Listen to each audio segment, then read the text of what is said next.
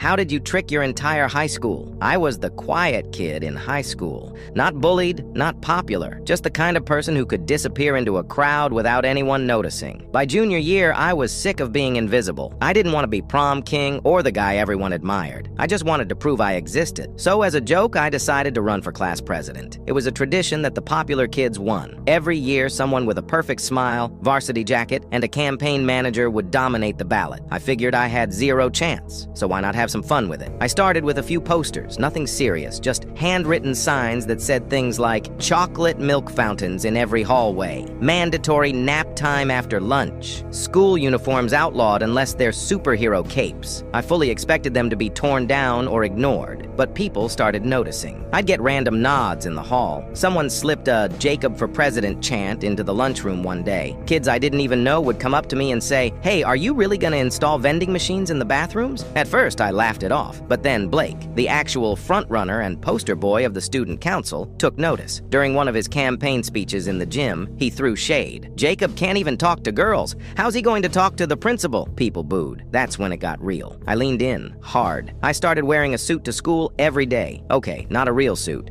It was an oversized blazer from a thrift store, a button-down shirt I'd borrowed from my dad, and a clip-on tie I found in the back of my closet. I walked the halls like a politician, shaking hands, pointing at people and saying, "You've got my vote." I printed fake polls that showed me ahead by 30 points. I slid them into lockers like they were confidential reports. I gave cryptic one-liners in the hallway like, "Change is coming," and "Blake's afraid of the truth." Rumors started flying. Someone said I had the AV club on my payroll. Another claimed I had dirt on Blake's disciplinary record. I said nothing. I didn't need to. Then came the final day before the election. I convinced the AV club to let me hijack the morning announcements. I stood in the media room, heart pounding, and delivered a 2-minute speech that made absolutely no sense, but sounded inspirational anyway. "The establishment doesn't want me to win," I said, "but this isn't about popularity. It's about freedom, about vending machines that dispense confidence, about justice and naps." I played dramatic orchestral music underneath it. The bell rang 2 minutes late because no one could stop laughing. Election day came,